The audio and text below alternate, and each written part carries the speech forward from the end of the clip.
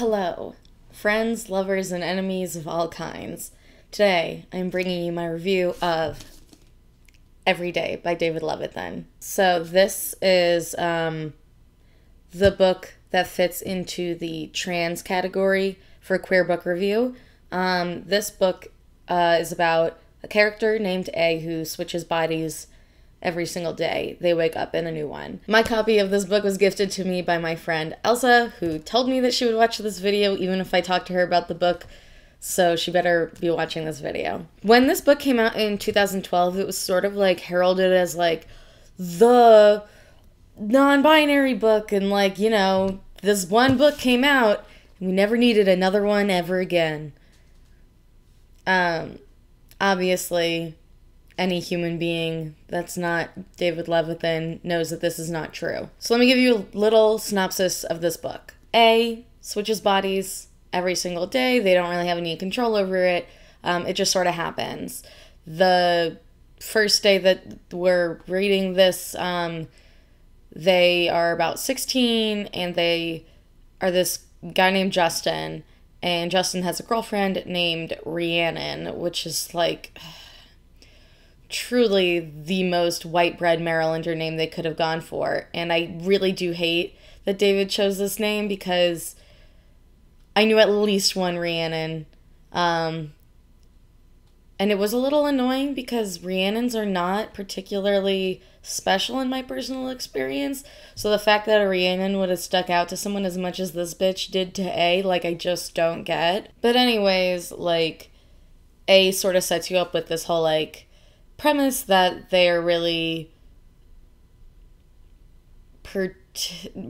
like careful about like the lives that they inhabit, and but then like they meet Rhiannon and it changes everything, and then they spend a lot of the rest of the book just like messing things up just so that they can spend time with Rhiannon. Yikes. Surprisingly, we like actually have a lot to talk about in the content of this book. As opposed to, I do feel like we read a lot of YA that is like it's fine, but there's not that much to talk about other than like my personal problems. There is a companion to this book called, I don't know, probably It's Every Day, Bro, but it's not worth reading, I can tell you that. And I will be possibly doing, a review of the movie just so that I can get you guys to pay me on Patreon. Some of us are like stressed about money right now, if you can't tell. So now that you have sort of a synopsis of this book, I will let you know that I did give this book 3 out of 5 stars.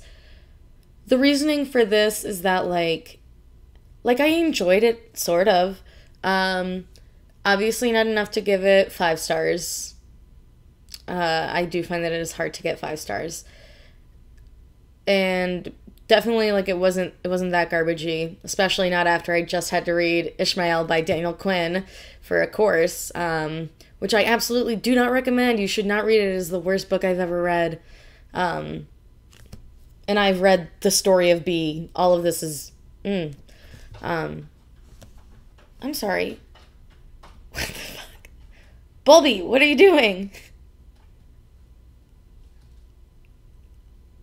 Well, until something else goes horribly wrong, we're gonna ignore that. The reason that I gave this one a 3 out of 5 stars is that it's like definitely like enjoyable to read. It's just, you know, nothing special.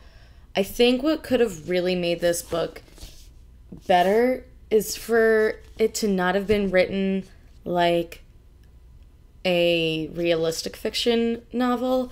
I think this book should have been written like it was fantasy, you know, or even sci-fi. I think that this book is missing some, like, really intense conflict, because instead of there being, like, external conflict, like true external conflict, it's all this conflict with this girl, Rhiannon, that A falls in love with. And, like, there's certain other elements, like what it's like to be inhabiting different people's lives, how to deal with various problems. And it's just sort of like a generic guide in that sense, which is fine. But there's like minor conflict with this one person that A inhabits, and then the person who they were in wakes up the next day like completely blacked the fuck out and was like, what the hell happened to me? I was possessed. And then the stakes with that escalate, but like too late in the book for it to like truly resolve, which I was like really disappointed by, because I thought that David really could have gone somewhere really interesting with that. Here I go calling him by his first name like I know David Levithan. I don't. I really don't know him. But instead, like, most of the conflict was between A and Rhiannon, because A wanted to be with Rhiannon, basically stalked her, and forced her to feel like she couldn't say no to having feelings for them. And then Rhiannon being like, I love you, and we can't be together because you aren't a real person. You are inhabiting different bodies, which is fair, and reasons why people need to listen when other people say no. Let's talk about the gender fluid aspect of this book. I think you can't deny it just because of the nature of the book, but I think that it's really, really obvious that it's written with such a masculine energy, and not like a good masculine energy. And I think that's because it's written from the perspective, not written from the perspective, but I think it's because it's written by a cis male author. You know, David Levithan, from last I heard, was cis. So, like, every time he writes from the perspective of a woman, it seems really ingenuine. And every time he writes from the perspective of, like, a male character that A is inhabiting, it feels like A is a man trying to convince a woman to date him, as opposed to what this book should have been and what it was heralded as. I do think that nowadays we must have better non-binary literature. I don't know where it is. I don't know if it exists, but if it does, comment it down below, because I, like, need more, you know, non-binary books, especially as a genderqueer person. It just feels like so unrealistic from that sense. You know, there's like a sentence in there that's like, sometimes I used to relate more to having long hair, and then I was sad when it was gone the next day, and like some days I would feel like I was a man but I was a girl that day. And it was like, okay, like, I get it, you put it into the most basic terms, like cool, and they did inhabit a trans man one day, which was like cool, fine. They inhabited a lot of queer people. Did actually very much enjoy that. But yeah, it just felt not cool on the genderqueer stuff. And so let's talk about the first time that A basically tells Rhiannon what the fuck is going on.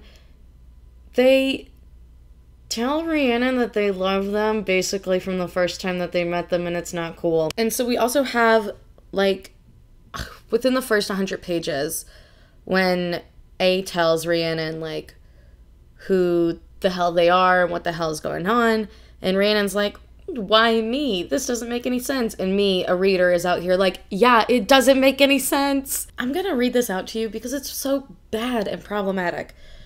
Because you're amazing. Okay, first of all, blanket statement right there. Because you're kind to a random girl who just shows up at your school, that's fine.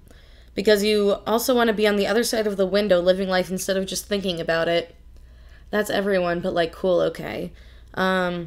Because you're beautiful. It's so arbitrary because we don't know what book characters look like. Because when I was dancing with you in Steven's basement on Saturday night, it felt like fireworks. Okay, then describe it better, David Levithan. And when I was lying on the beach next to you, it felt like perfect calm. First of all, that's just the beach. I know you think that Justin loves you deep down, but I love you through and through. That's just two different ways to say the same thing. Deep down and through and through. It's a weird thing to say.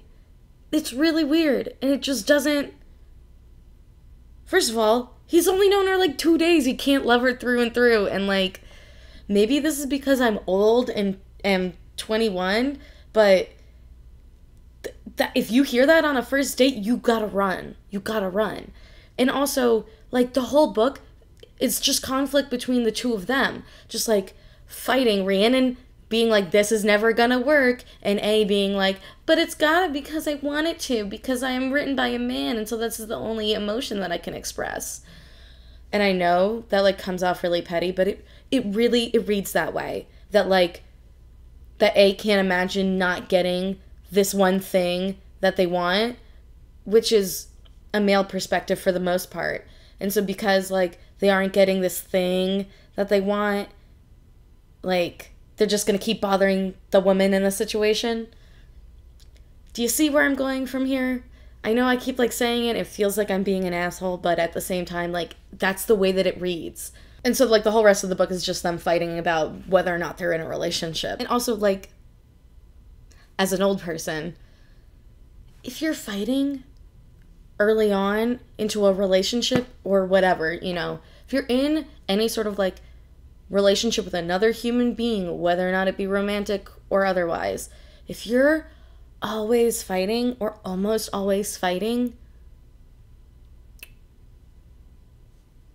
you shouldn't be together. It just doesn't make any sense. I guess, like, maybe this makes sense that that's, like, a major source of the conflict in a YA book, but as a person who's older, it just doesn't work like that. It just doesn't make any sense. And then I guess sort of like the last note that I have in this book that I'm going to touch on is about, there is midway through the book about, in like the 130s, there is a character who, like, is going to kill themselves within 6 days of A being in their body. And it's really, really bad. Like, just because it's a bad situation.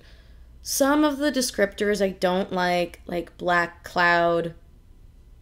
That was never what depression was like for me. It was physically painful every single day. It's different, but I think that David Levithan went for the easy descriptor and just stole what's been being said for forever, which is, in my opinion, not very accurate. But they do, like, have the person that they're inhabiting tell the father, like, ooh, fuck, I am gonna die, gonna kill themselves. And the dad, like, cries and is sad, and it's like, this is the reaction I wanted when I told my parents I needed therapy. But we can't all have the things that we want, right, A? So instead, we put them in the books. I would like to give a shout out to all 26 people that we got in our group on Goodreads. It's the best. I love that you're here, but I wish that you would be in the comment threads, but, like, cool. Next month, we will be reading The Lady's Guide to Petticoats and Piracy, which is a Mackenzie Lee book. It is the sequel to A Gentleman's Guide. I'm very excited. I'm very hyped for this because I really, really enjoy Gentleman's Guide. This book is filling our ACE category. I will also be reviewing Tammy Lynn Stoner's Sugarland. I was gifted an ARC. I'm very excited. I haven't read an ARC in so long, which I'm pretty sure I said in the last video, which I think I recorded yesterday. Okay. And most importantly, Hannah's book Salt is coming out. So hopefully I'll remember to put that in the thing. And if not, you can just buy it on Amazon. Just buy it on Amazon. I'm really excited because, as we all know, I love Hannah and I will literally buy anything that she creates. Other than that, let me know in the comments, like, what you thought of every day, what, like, day was your favorite, if you also felt like the same way that I did about it being, like, very much, like, it still felt like it was from the perspective of a man rather than person who really does trade bodies every day. Does this mean that, you know, the default is this sort of like mannish entitlement to another person's affections? Thank you guys for watching. Please subscribe. Please tell your friends to watch my reviews. And, you know, join the Goodreads group as always, because it's my favorite form of social media. I will now be thanking you for the 12th time, so thanks for watching, and I'll see you next time.